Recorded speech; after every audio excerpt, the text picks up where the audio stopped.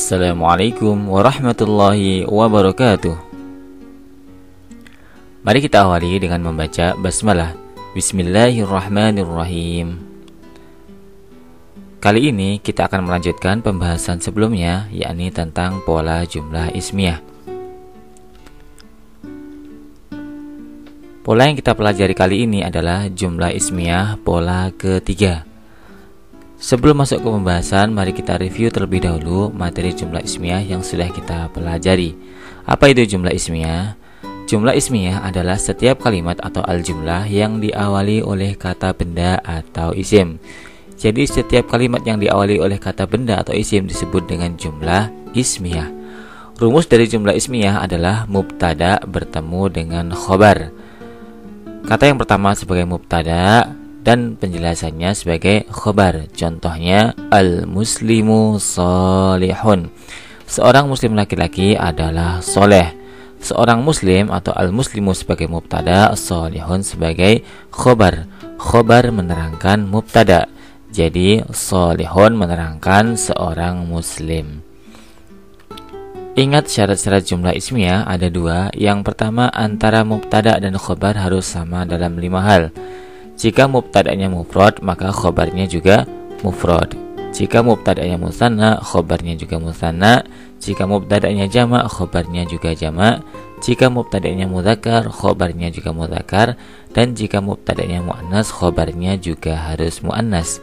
Syarat yang kedua, mubtada harus tertentu dan khobar tidak tertentu atau tidak diberi alif lam. Berikutnya, kata benda atau isim yang mengawali jumlah ismiyah antara lain isim dhohir, isim dhamir atau kata ganti orang, dan isim isyarah atau kata penunjuk. Jumlah ismiyah memiliki 3 rumusan atau 3 pola. Pola yang pertama adalah isim plus isim. Pola kedua isim plus fi'il, dan pola ketiga isim plus harf. Yang akan kita pelajari kali ini adalah pola ketiga, yakni jumlah ismiyah isim plus harf, yakni harful jar dan dzaraf makan. Jadi yang kita pelajari kali ini adalah jumlah ismiyah rumusan ketiga atau pola ketiga, yakni isim plus harf. Rumusnya adalah isim bertemu dengan huruf jar atau dzaraf makan. Apa itu huruf jar atau dzaraf makan? Berikut adalah tabel pembagian dari huruf jar dan dzaraf makan. Jadi huruf jar atau dzaraf makan adalah kata bantu atau kata penghubung. Yang termasuk huruf jar adalah min, artinya dari, ila artinya ke, an artinya dari, ala artinya di atas, fi artinya di dalam atau di, bi artinya dengan, ka artinya seperti, li artinya milik. Sedangkan yang termasuk dzaraf makan adalah amama artinya di depan, wara'a di belakang, tahta di bawah, fauqa di atas jauh atau tidak menempel, kemudian janiba di samping, haula di sekitar, baina di antara. Jadi jumlah ismiyah kali ini adalah jumlah ismiyah diawali oleh isim atau kata benda bertemu dengan salah satu dari huruf-huruf berikut, yakni huruf jar atau dzaraf makan. Oke ya.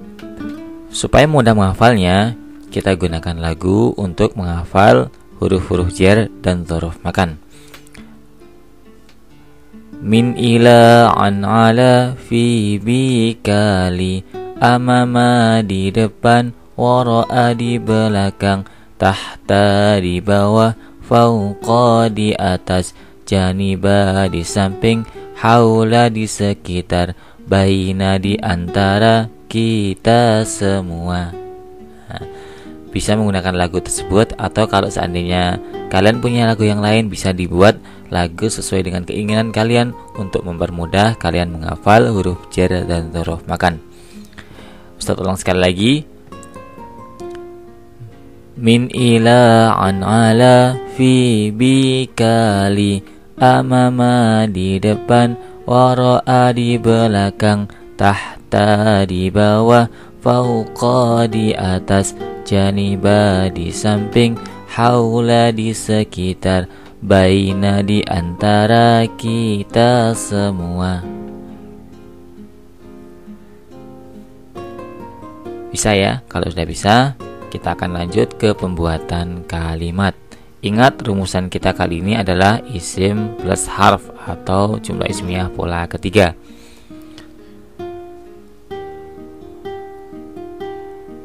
Perhatikan contoh berikut. Al-muslimu fil masjidi, seorang muslim laki-laki di dalam masjid. Seorang muslim ini adalah kata benda atau isim, fi ini adalah harf. Nah, kemudian al-masjidi ini adalah isim majrur, yakni di kasrah karena bertemu dengan fi atau bertemu dengan harf. Jadi setiap isim atau kata benda kalau bertemu dengan harf, ya, yang kita sebutkan tadi, min, ila, an, ala sampai baina, maka setelahnya huruf terakhir di kasrah. Al-muslimu fil masjidi, jika perempuan menjadi al-muslimatu fil masjidi. Nah, untuk khobar huruf jar dan majrurnya ya tidak berubah, ya, walaupun isim sebelumnya berubah, maka yang keterangan huruf jar dan majrurnya tidak berubah. Al-muslimu fil masjidi, jika perempuan al-muslimatu fil masjidi. Jadi yang berubah adalah isim yang awal saja. Perhatikan beberapa contoh berikut. Al-muslimu fil masjidi, seorang muslim laki-laki di dalam masjid. Jika perempuan al-muslimatu fil masjidi. Jika musanna al-muslimani fil masjidi. Jika perempuan al-muslimatani fil masjidi. Jika jamak atau banyak al-muslimuna fil masjidi. Jika perempuan al-muslimatu fil masjidi. Jadi fil masjidinya tidak berubah, ya.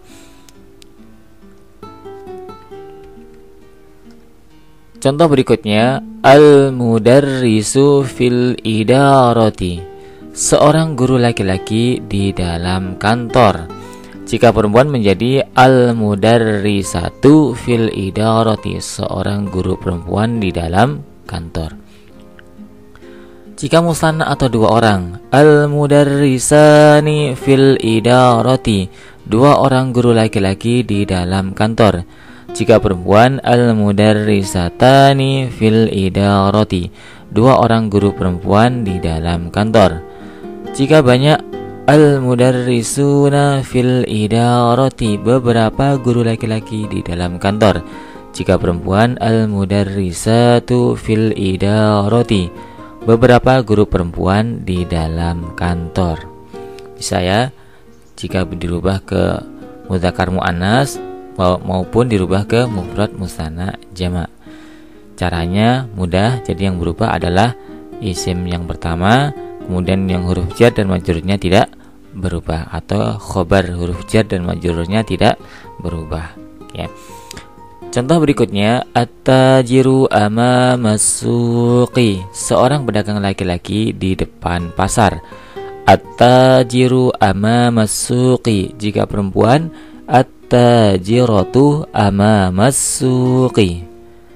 Jika musanna atau dua orang, at-tajirani amamas suqi.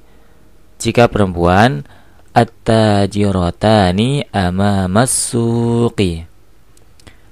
Jika jamak, at-tajiruna amamas suqi, beberapa pedagang laki-laki di depan pasar. Jika perempuan, at-tajiratu amamas suqi, beberapa pedagang perempuan di depan pasar. Bisa ya? Nah, supaya kuat kita tambah lagi contohnya. As-sariqu wara'al baiti, seorang pencuri laki-laki di belakang rumah. As-sariqu wara'al baiti, jika perempuan as-sariqu as-sariqatu wara'al baiti, seorang pencuri perempuan di belakang rumah. Jika dua orang atau musanna, as-sariqani wara'al baiti, dua pencuri laki-laki di belakang rumah. Jika perempuan, as-sariqatani wara'al baiti, dua pencuri perempuan di belakang rumah. Jika jamak atau banyak orang, as-sariquna wara'al baiti, beberapa pencuri laki-laki di belakang rumah. Jika perempuan, as-sariqatu wara'al baiti, beberapa pencuri perempuan di belakang rumah. Nah, sekarang beberapa contoh campuran, yakni isim plus haraf.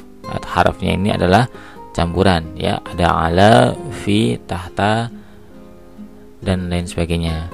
Contohnya al-kitabu alal maktabi, sebuah kitab di atas meja. Mejanya kasroh karena sebelumnya bertemu dengan ala. Al-kitabu alal maktabi. Al-maktabu fil fasli, sebuah meja di dalam kelas. Al-maktabu tahtas saqfi, sebuah meja di bawah atap. Ini adalah beberapa contoh kata benda yang jenisnya laki-laki. Sekarang adalah kata benda yang jenisnya perempuan. Contohnya as-sabburatu fil fasli. As-sabburatu fil fasli, sebuah papan tulis di dalam kelas. Al-kurrasatu 'alal maktabi, sebuah buku tulis di atas meja. Al-ustadu fil fasli, seorang guru laki-laki di dalam kelas. Kalau perempuan, al-ustadzatu fil fasli, seorang guru perempuan di dalam kelas. Oke, contoh berikutnya, as-sabburatu wara'al ustadzi, sebuah papan tulis di belakang guru laki-laki. At-tilmidzu amamal ustadzi, seorang murid di depan guru laki-laki. Al-ustadzu amamat tilmidzi, seorang guru laki-laki di depan murid laki-laki. Al-maktabu amamal ustadzi, sebuah meja berada di depan guru laki-laki. At-tilmidzu fil fasli, seorang murid laki-laki di dalam kelas. Al-qalamu fil jaybi, sebuah pulpen di dalam saku.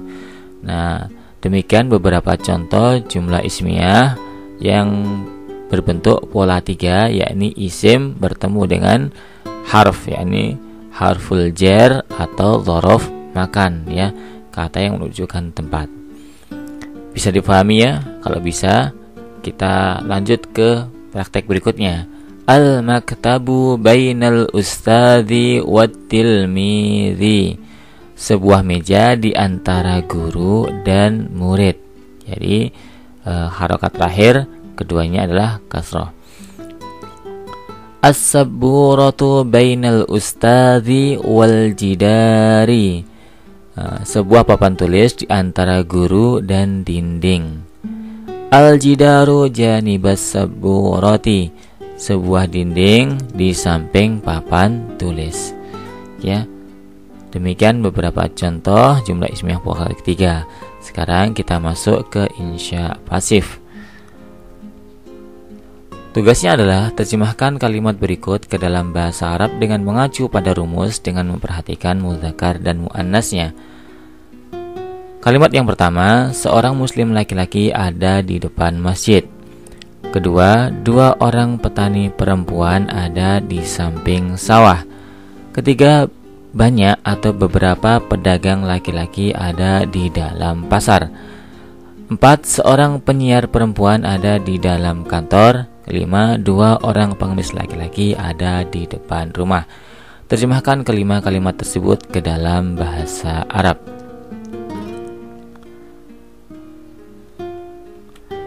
Tugas berikutnya sama seperti tugas yang pertama tadi, yakni terjemahkan ke dalam bahasa Arab. Kalimat yang pertama, sebuah pulpen ada di dalam tas. Kedua, sebuah kursi ada di dalam kantor. Ketiga, sebuah pohon ada di depan sekolah. Keempat, sebuah mobil ada di antara rumah dan masjid. Dan kelima, 2 pulpen atau 2 pena ada di dalam lemari. Terjemahkan kelima kalimat tersebut ke dalam bahasa Arab. Selamat mencoba.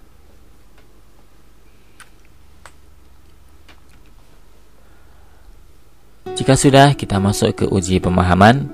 Pilihlah jawaban alif, ba, jim, atau dal yang paling tepat. Soal pertama, kalimat berikut manakah yang termasuk jumlah ismiyah pola 3? Alif, al-muslimu salihun. Ba, al-muslimu yajlisu. Jim, al-muslimu sabirun. Dal, al-muslimu fil masjidi.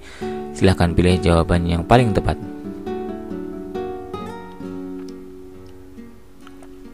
Soal kedua, seorang insinyur laki-laki itu di dalam kantor. Jika diterjemahkan ke dalam bahasa Arab menjadi alif, al-muhandisu fil idarah. Ba, al-muhandisu fil masjid. Jim, al-muhandisu fil ghurfah. Dal, al-muhandisu fil mustashfa. Silakan pilih jawaban yang paling tepat.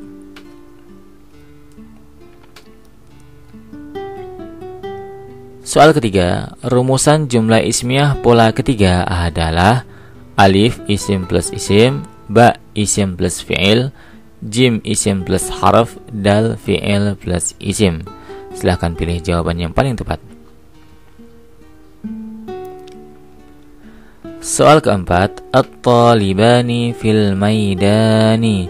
Jika diterjemahkan ke dalam bahasa Indonesia menjadi alif, 2 orang murid laki-laki ada di kebun. Ba, 2 orang murid perempuan ada di lapangan.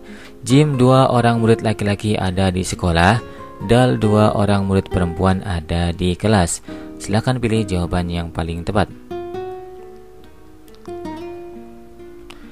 Soal kelima, yang termasuk harf atau dzaraf makan adalah alif, al-muslimu. Ba, jalasa. Jim, fi. Dal, al-masjidi. Silakan pilih jawaban yang paling tepat. Soal keenam, kalimat berikut manakah yang termasuk jumlah ismiyah pola ketiga? Alif, at-talibani sabirani. Ba, at-talibuna yadkhuluna. Jim, at-talibatu mahiratun. Dal, at-talibatani fil fasli. Silakan pilih jawaban yang paling tepat. Soal ketujuh, seorang petani laki-laki ada di sawah. Jika diterjemahkan ke dalam bahasa Arab menjadi alif, al-fallahu fil mazra'ah. Ba, al-fallahu minas suqi. Jim, al-fallahu ilal masjidi. Dal, al-fallahu amamal baiti. Silakan pilih jawaban yang paling tepat. Soal ke-8, al-masjidu amamal madrasati. Jika diterjemahkan ke dalam bahasa Indonesia menjadi alif, sebuah masjid ada di depan kantor. Ba, sebuah masjid ada di depan kelas. Jim, sebuah masjid ada di depan sekolah. Dal, sebuah masjid ada di depan terminal. Silakan pilih jawaban yang paling tepat. Soal ke-9, seorang pedagang perempuan itu di depan pasar. Jika diterjemahkan ke dalam bahasa Arab menjadi alif, at-tajiratu minal mahattah. Ba, at-tajiratu ilal funduq. Jim, at-tajiratu amamas suqi. Dal, at-tajiratu ilas suqi. Silakan pilih jawaban yang paling tepat.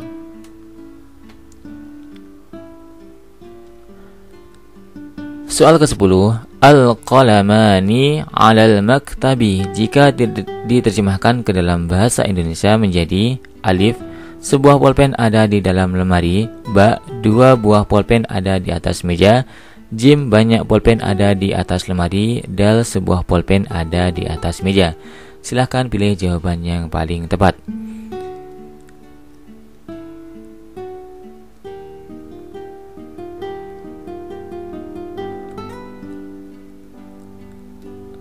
Alhamdulillahirabbil alamin. Syukran katsiran ala ihtimamikum. Assalamualaikum warahmatullahi wabarakatuh.